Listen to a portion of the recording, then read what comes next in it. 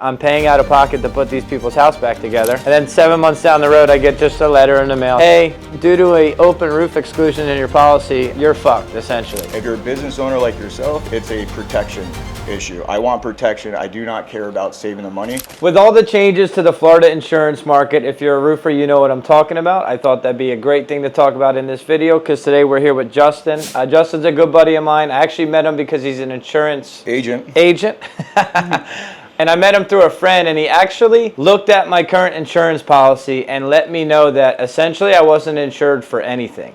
And that I was at high risk of giant lawsuits, major risks to my business, and I actually had a big commercial job coming up as he was looking over my policy, and he let me know that if I was to go do that commercial job, I wasn't going to be insured. So we brought all our business over to him, and what made me love you guys from the beginning was my original policy for Fox Haven was 190 grand a year. 197. 197. Yeah. You guys called me back on your own like 3 or 4 days later. You actually texted me. You're like, I got really good news. And I'm like, all right, what do you got?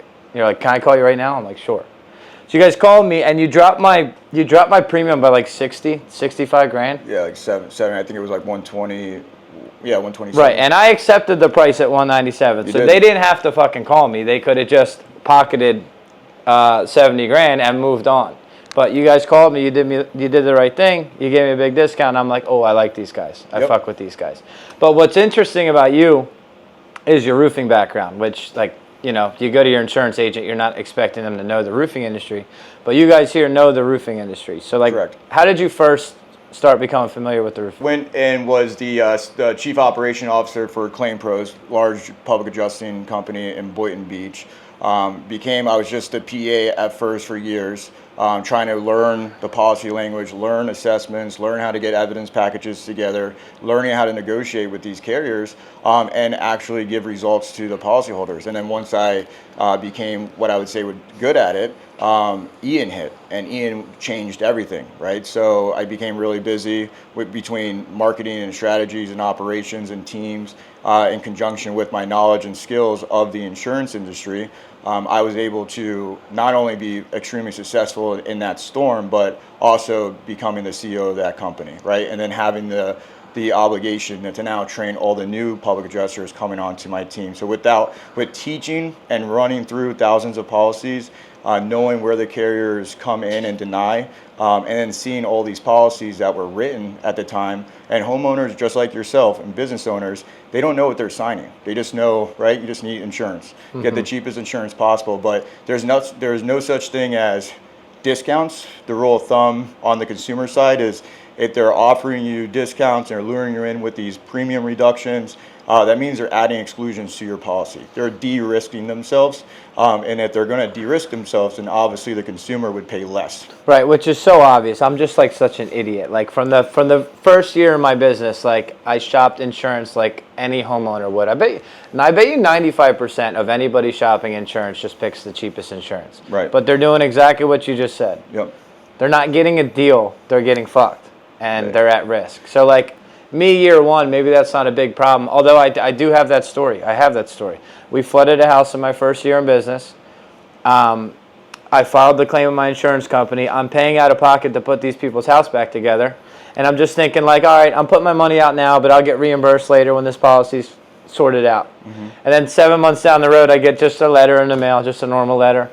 Hey, due to a open roof exclusion in your policy, you're fucked, essentially. So like I was out 75 grand. And then, in my first year. And then you got to ask yourself, why did that happen? Was it the agency that you were dealing with, or their knowledge and abilities to know what you're doing as a roofing contracting, knowing the work types and job sites that you're on?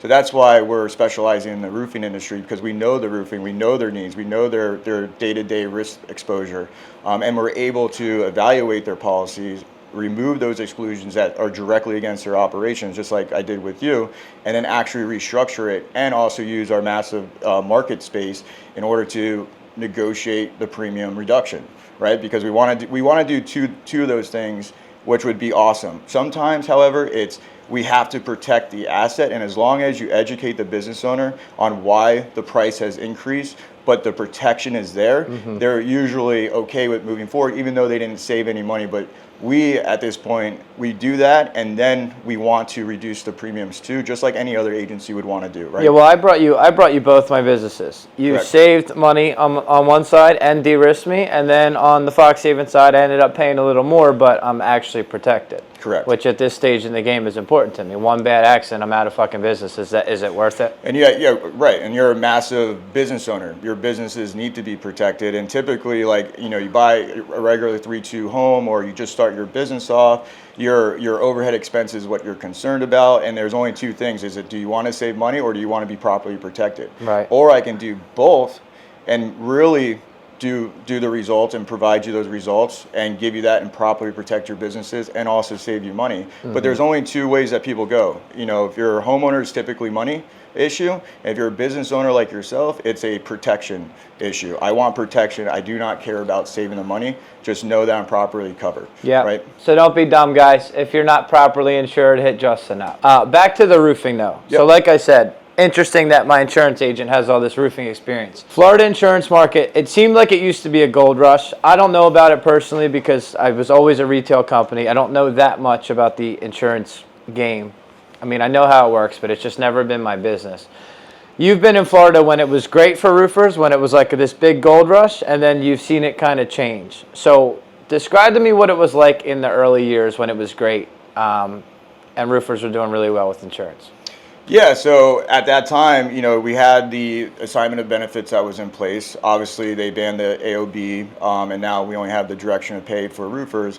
And really, essentially, what that means is you're no longer able to sue the insurance company on the policyholder's behalf with assignment of benefits. So legislation wanted to mitigate and decrease wrongful litigation, and in doing so they had to take away the AOB because they're good actors and bad actors. Even in my industry, you're everyone's industry, right? And it was the bad actors that came to light because all of the litigation increased.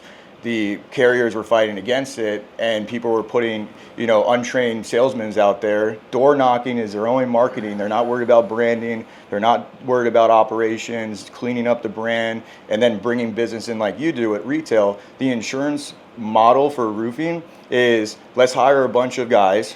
Let's try to spin them up as fast as we can, send them out to an area of disaster and start door knocking on these houses and saying, we can get you a free roof. There is no such thing as free roof. They skip right over that. So a lot of people were doing insane bad things, knowingly or unknowingly.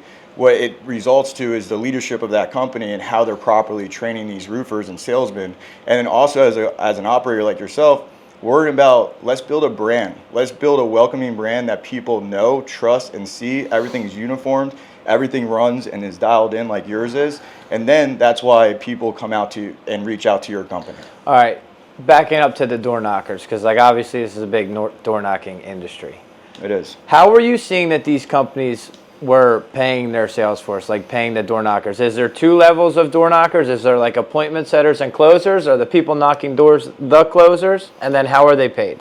Yeah, so what is generally, and it's all different. I as you know, I ran around the state all last year teaching and consulting for roofing companies, training them on sales, objections, overcoming how to assess roofs properly, what you can say and not say, and doing it the right way. So I was helping these business owners restructure their training division so their roofers, sales reps that were banging on these doors could actually be knowledgeable and be armed with that knowledge and skills to present and articulate that message to a homeowner without saying anything like, we are going to get you a free roof.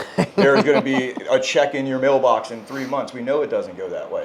How they get incentivized is once the roof gets paid out, then they get their override commission, and then they do the roof, and the company gives them that override commission, and then the company takes their margin line as well. So that was like probably the most simplest, business model for commission instead of, getting their guys to go out there and actually door knock. Is we're going to give you commission as soon as it rolls through. Well, Right. That process has delayed. So what I saw was a big turnaround with these roofing companies. I would go every quarter and train the same roofing company.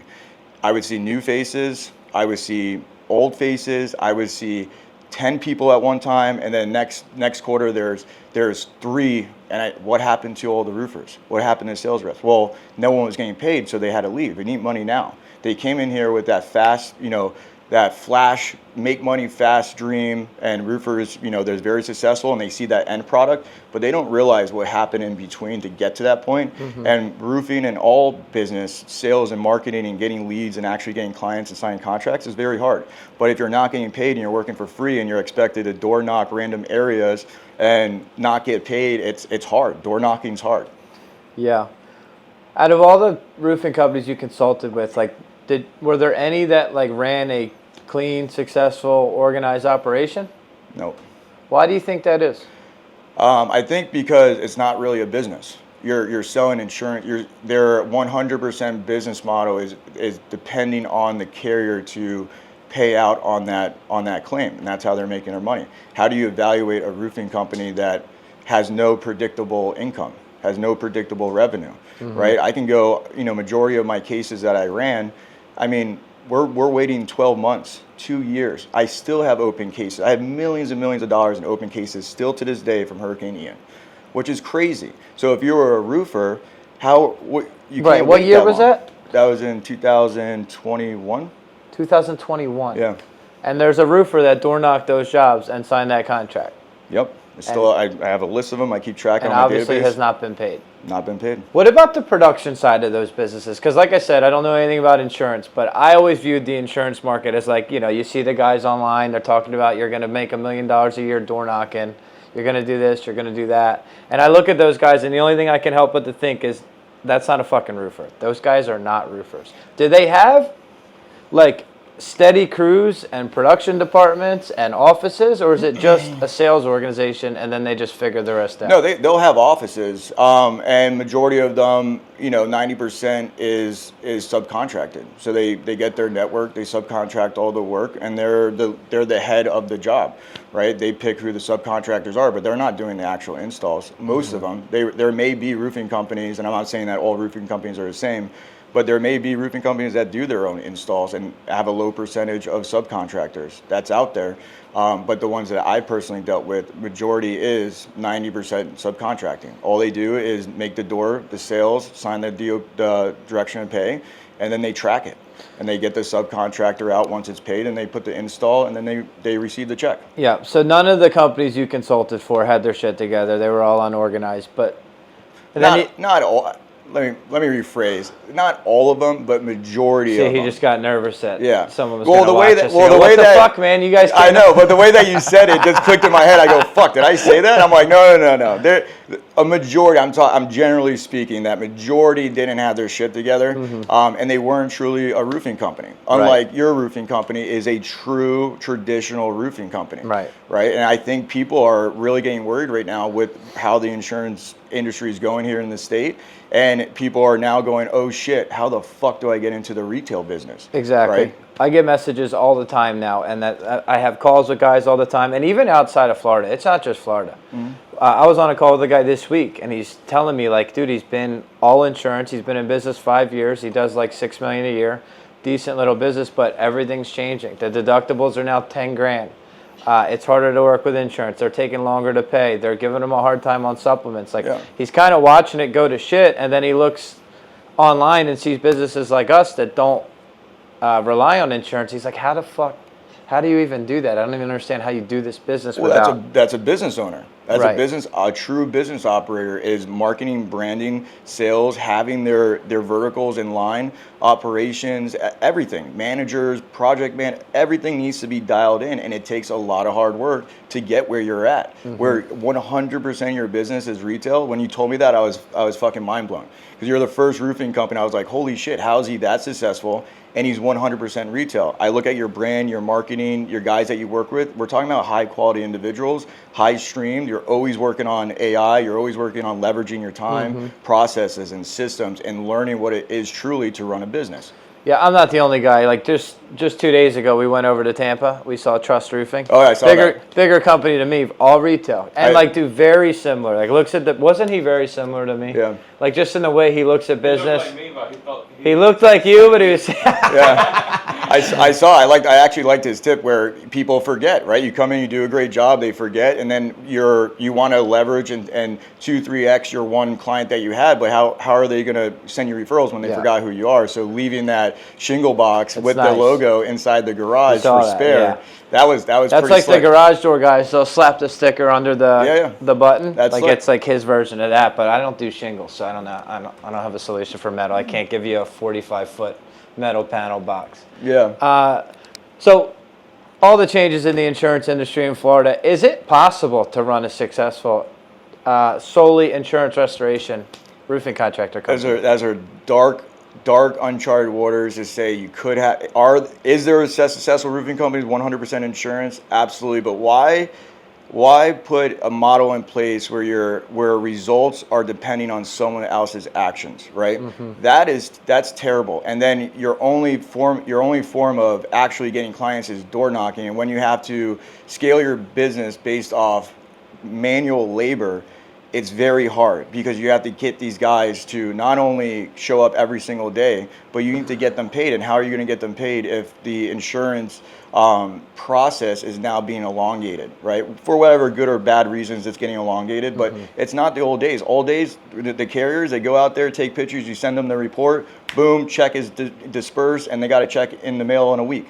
Right? It's not like that anymore. They are very strict right now. The regulations, there's too many bad actors that ruined it, majority-wise ruined it for the industry, where they had to really investigate it and say, what can we take away and stop empowering these people to sue us? And unfortunately, it is what it is.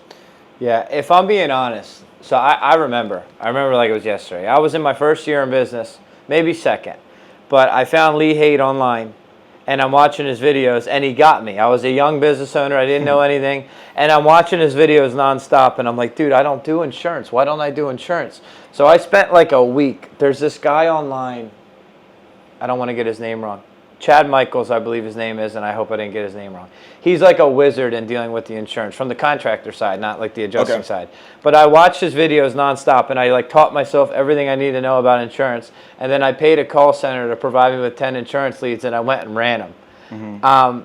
So I used to be in a space where I envied the insurance guys because I thought they were making better margins. I thought it was a better business model when I was early on. Now, 5 years later, I have insurance guys calling me saying, "Hey, how do I do retail? Yeah. How do I do retail?" So it's interesting, but I'm sitting here thinking while you're talking. The insurance guys pay door knockers. They usually pay higher commissions too. Like that's where you see like the profit splits and like very high commissions for their salespeople because the salespeople are the marketing of the business. They don't have a business without other people. Whereas on the retail side, my side, I can get away with much smaller commissions because I'm intaking the leads, I'm putting them on your calendar, I have estimate templates for you to use, you're signing contracts, you have great reviews at your back, great reputation at your back, and then as soon as you sign that contract, you pass it to production and you never think about that job again. Yeah, it's a value proposition of an employee. So I save on my commissions because it's reasonable for me to pay less commissions for what a sales rep in my company does, and I just take those savings and put them towards marketing. So like as a financial, insurance guys might think I spend so much on marketing, which I guess on some level I do, but I could also say, well, you spend so much on sales commission and you have no control or leverage over your business. No, that's true. It's value proposition, and then you focus on marketing, which any true business, I don't care if it's it doesn't even have to be roofing. Like any good business operation is going to brand themselves, and they're going to get the 5-star reviews. They're going to be doing meta ad marketing, Google marketing.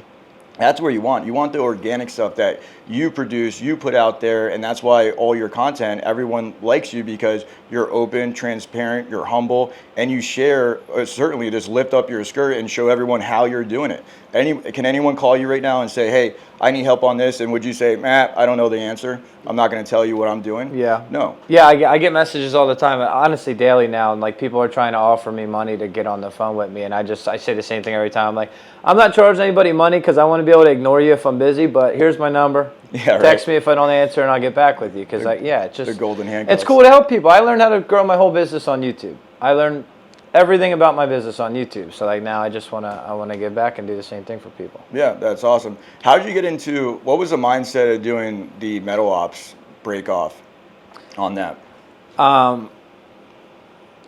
So when you do a lot of metal roofing, everybody thinks this. Actually, I just had this conversation with Robin from Trust the other day because, like, you start to buy so much metal from somebody else, and you're like, what would it take to just do this for myself? And then you run the numbers and you think about it. And then what I came up with was, it doesn't make sense to own all these machines, own this giant operation, and only supply myself with metal. So I need to break it off and build something completely separate so that we're able to service other roofers. It's the only way it would make sense. And then I got hooked up with my partner Milton, who you've met. Yeah. Been in the business 10 years, knows everything about the business inside and out. He's the day-to-day guy, and we ran with it. And that's awesome. And what's driving other roofers to go to Metal Ops? How are they seeing you? Is it solely referrals? They're seeing your content. They're going, holy crap, this guy also does metal, supplies metal in our area. Yeah. And then what are those areas that you are serving? Well, everybody has suppliers. You got your ABCs, you got your QXOs, I should say, your SRS. There's other metal suppliers that do what Metal Ops does. But I can say this confidently, there's not a single roofing supplier in Florida that supports their customers like we do, because I am one of the customers. And especially in the metal game, like, our roofing company does more metal than almost anybody. So because I've trained a sales team and I've trained a production team and a whole company to be experts at metal roofing, if you buy metal roofing from me, I try to turn your company into that. And that's something that no other supplier can offer. Now, did the people in our direct market take advantage of that as a tool? No, because they're in their feelings about buying from their competitor. But like, if I go over to Tampa Bay, I mean, that's not the case. So, and we've got some guys locally that don't care. Got some young guys in my market that I help out. I show them everything. I give them all my secrets. But most people around here kind of stay away from me. Is it like an egotistical thing? It is purely off that? It's old stubborn roofer ego. Like, Yeah. I mean, if they see me online, they see that I'm just telling everybody how I do everything. I'm just helping but like, I don't know, like, dude, I'm not really, you can take all my secrets. Like, if you feel like I'm beating you and I'm your competitor, like, just do what I do. I'm showing you how to do it. Yeah, and that's what I did in the PA when I was, coaching PAs and traveling around and doing, keynote speaking. It's like, I release all these secrets, and then, everyone would be like, well, don't tell them, too much. I'm like, well, why can't I tell them everything? Because majority of people, because it applies to actually execute and put hard work and do 16-hour fucking days building out these systems and processes, majority do not even do it. So I can give you the fucking playbook, but you're never going to implement the playbook because you don't have that discipline to execute the playbook. Yeah, my sales team at Foxhaven, they kind of give me shit all the time. Like, dude, why are you just telling everybody how we do everything? This is fucking crazy. Because, like, they know how good we are and they know, like, what we work on. And they kind of get mad at me. And I'm like, first of all, 1% of the people that see my shit are actually going to do anything about it. Because, like, exactly what you said, it takes hours and hours and hours. You got to be a leader. You got to know how to have the systems to implement everything. It's difficult. So there's no secrets anymore. I don't think there's secrets. Like, everything's available online. If you want to learn it, you go online. It's the implementation that people don't do right. And what did it take from you? Like, I mean, I just came back from Costa Rica, and I was like, you're going to be on the next trip. We take you out to Costa Rica, and you're like, I haven't left the office in how, like, 5 years? I've never taken a vacation, but that's why these little trips, like that Tampa trip, was big for me. That's fucking wild. And we left at 4 a.m. and I was back the same day, 7 p.m. But I've never taken a vacation. I canceled 2 this year. I was finally going to do it. I canceled both this year. And then that's what people don't know about your story. Is like, one, where you came from, 2, how you got there, and where you are now. Like, it's a very impressive story, and I think it's definitely something that people look up to. And admire and go, if he can do it and he has that story, then I can do it. But most people, when we talk about that playbook, they don't want to execute it because they don't want that work, and the work is the hard part. Yeah, people don't understand why I can't take a vacation, and I talk to young guys in business that I help, and like, they look at me like it's done, I'm successful, I fucking made it, and they don't understand, like, no, dude, I'm fucking growing a business. My overhead keeps going up. I'm investing all this cash over here to do this. Like, dude, I didn't fucking make it. I could go out of business tomorrow just like you. Like, I still don't feel like I made it, but everybody looks at you like it's over. Yeah. And I still feel just as hungry and just as, like, I'd say anxious and, like, nervous about everything as I did in my first year. I actually feel more anxious now, and even though we're successful in our respected industries, I'm more anxious now because of the AI that's coming in, right? And I went to your conference 2 weeks ago, and I heard an interesting thing from one of the keynote speakers and said, if you don't do anything with your company right now in the next 18 to 34 months, you are done, right? And that's fucking scary. So me and you are always fighting for the next thing. What's the new technology? What's the new platform? You came in here, was asking him about like, what CRM are you running? What automations are those? Oh, is that like a Stream Deck? Like, that's not a roofer. Like, you're a business operator, because only business operators view it that way. Yeah, that's like, if there's anything that's my biggest superpower, it's like, what's the next thing? What's the next thing? And that's why every year my life and my day-to-day doesn't look like it did the year before. Now, I swear to God, most of my time I'm like this tech geek now. Like, I spent 4 hours yesterday talking with developers about APIs and subdomains and like all this crazy automation and ERPs. And then like I have a full-time like technical guy that like I'm like a geek. I laugh because I started off a roofer. But I just like, I had to be, at this stage of my business, I have to become a geek, because I'm scared. All this private equity money coming into roofing, they're sophisticated, they got money, they got tech.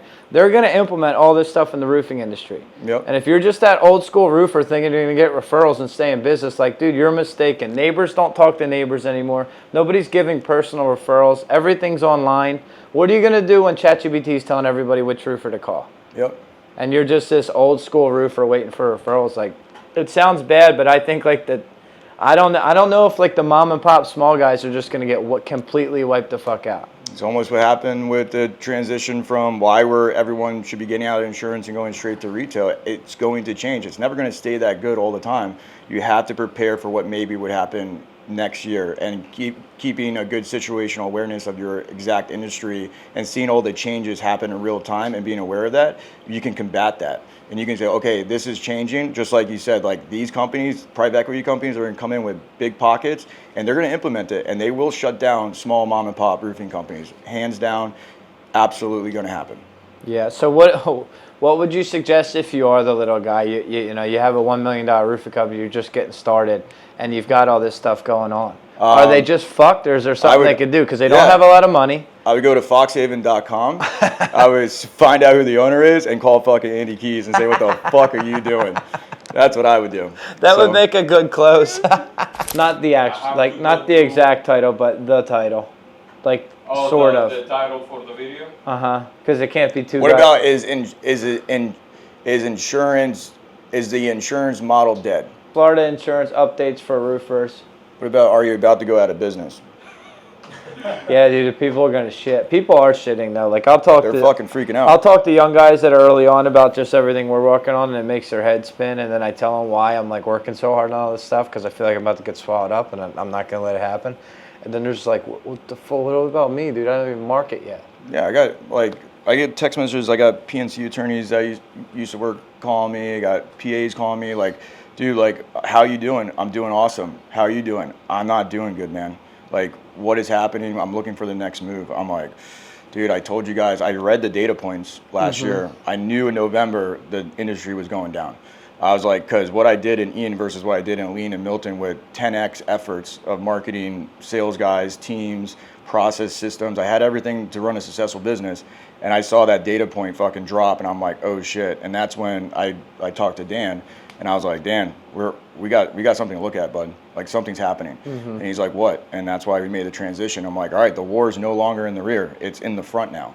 How do we wedge ourselves between the carriers and the fucking policyholders before they sign that fucking contract? And it was like, boom, click, click, bang. And we're on our way. You nailed it on there. It's like, dude, these guys are gonna go out of business real quick. Give it five years, people are gonna be fucking suffering. Yeah, it's fucking crazy. You're gonna, like, the leads get more and more expensive because all these guys are coming in here. They got a ton of fucking money, ton of sophistication.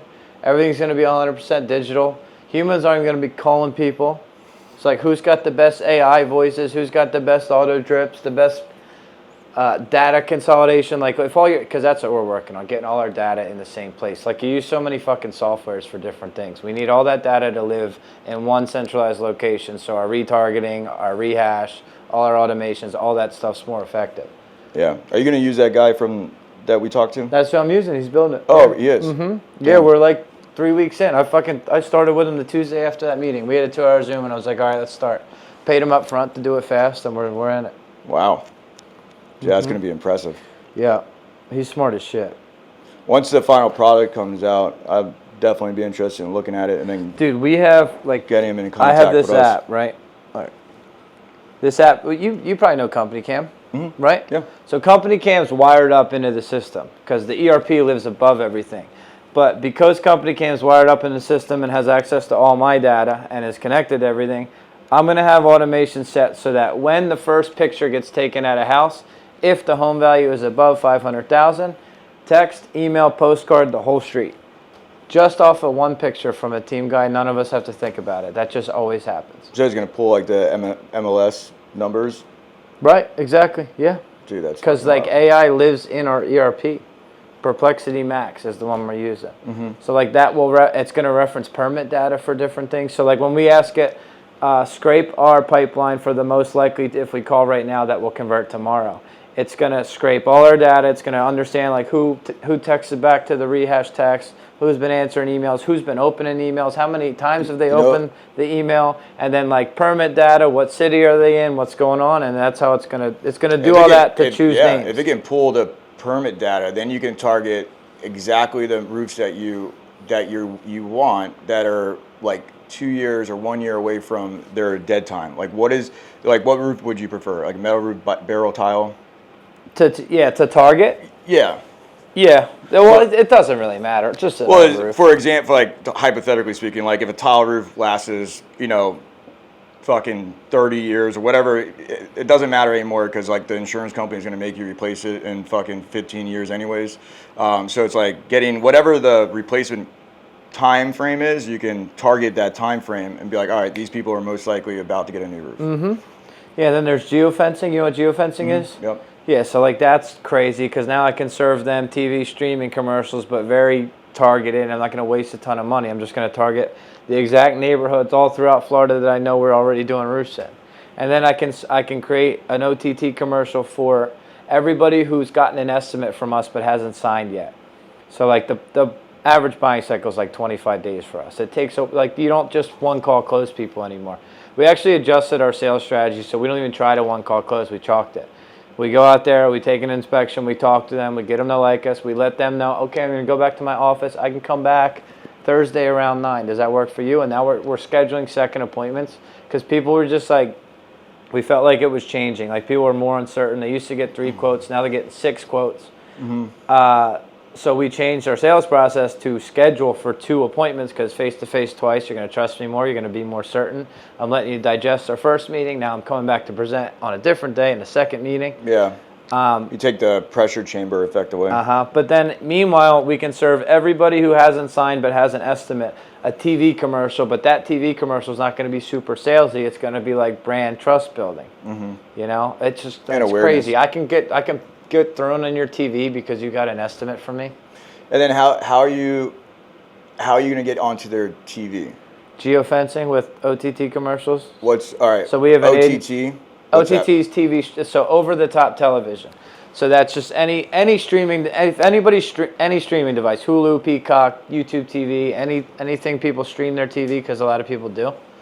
Even like golf, like if you have like the ESPN app or like golf, those ads, like commercials get shown on there still. Just because you're streaming, you still get commercials. So like that's how. Okay. And you can do it based on their address. So my system will be crawling all my data for anybody who's in an estimating or follow-up stage. We'll pull that address report, we'll throw it in the OTT audience, and then that's who gets that commercial. And are you geofencing as well with your meta ads and repurposing? All of it. And that's why you want everything in the same place. So now like your retargeting becomes like you're omnipresent. You're like postcard, email, text, Facebook, TV commercial, digital display ad. Like everything is just retargeting everybody's. And like we have a website scraper. So anyone who visits my website gets thrown into the pool. Dude, it's fucking, I didn't know any of this shit existed until like 4 months ago. Because the repurpose, you have to have that back end pixel embedded into your website, right? Right. Yeah. Right. But the pixel allows you to retarget website visitors, but that scraper is something different. Because that's giving me name, phone number, email, and it's not always 100% accurate, but it's like 80% accurate. So like you come to my website and now I have your name, email, and phone number And then based on like some phone ID or some type of online ID that people carry with them. Yeah. You know when you log into Facebook and it'll like fill in your name, like your phone knows your information. So I think if you're one of those people, if you go to my website, I'm gonna have email, phone number, name. Is that a separate platform that you? Yeah, it's separate. It's like it's cheap too. It's like $250 a month to just scrape and give me contact data. So then if you come to my website, you'll get entered into my system as website visitor with a contact. Interesting. And now I can throw you into whatever marketing. Yeah, I'm gonna revisit that with you once we get to the ad and campaigns and shooting content. The agency that runs all my OTT and like gave me that website scrapers, Propellant Media. Okay. But I could set you up with them. Yeah. Dude, it's reasonable too. Like they don't charge a management fee. They tell you your CPMs, your cost per 1,000 impressions for whatever strategy you're going with. So you have digital display ads, which I think are kind of trash. You know what those are? Yeah. Just like random, like you're in an app on your phone, you get like the Weather Channel app and you get the ad to pop up. Yep. That's digital display. Then you have pre-roll, which is like I'm looking at the ESPN highlights from the game last night and there's like the little video that plays first on my phone. Mm-hmm. Then you have OTT. So like they give you the cost per 1,000 impressions for OTT, which is $48. So for 1,000 people to see you on a TV commercial, it's $48. But when you're hyper-targeting with geofencing, that goes a long way. $48, and I can get shown to this entire community that's 1,000 homes, and I know they all have old tile roofs, and we just got metal approved. $48, and I can be on their TV. So then multiply that by 10, 15, 20, and just picking your best neighborhoods. It's cheap. Yeah. Yeah, I'm interested in seeing what those conversion rates come back as, because that actually is probably the most slick way to get in front of them, eight different ways. Mm-hmm. Right. Yeah, so like you'd be omnipresent, like the see you everywhere thing, but only for the people you want, not for the whole world. So it's actually affordable. Yeah. You know. And you don't want the whole world. Dude, like I spend $40,000 a month on mailers right now, magazine mailers, which is insane, but it's like very predictable ROI, and I just do it because I'm a little inefficient with my marketing right now. Spend $40,000 on a fucking printer and just do it yourself. But we're about to be super dialed and like very targeted, and everything's about to be fucking good. Yeah, it's gonna be great. Are you filming? Of course. Those. Oh, you are? What am I doing here? Those are some fucking secrets. I'm gonna have to come might have through to them. fucking delete You that gotta shit. pay for those, dude. I don't. Yeah. There's a point where I'm like, am I supposed to be doing this? just in case. Yeah, I don't know if you want to put that out there because that's like fucking. We'll see. You say all of these. Dude, but yeah, like not as in, yeah. Not the explanation of the digital. Yeah, and then giving like Propellant Media away, like stay away Yeah, from our yeah. people. But like I'll come through it. But dude, that's the type of shit that makes people's heads spin. They hear me say all that stuff and they just think like it's impossible. I could never work on all that stuff. It's not fucking impossible, dude. You just fucking sit there and figure it out and do it. Yeah. Call the right people, let people coach you. Well, what we talk about on the podcast, it's the fucking work that no one wants to do. They complain about the results they didn't get with the work they didn't put in, and it's like, bro, you're a fucking idiot. Yeah. Like you sound like a bitch.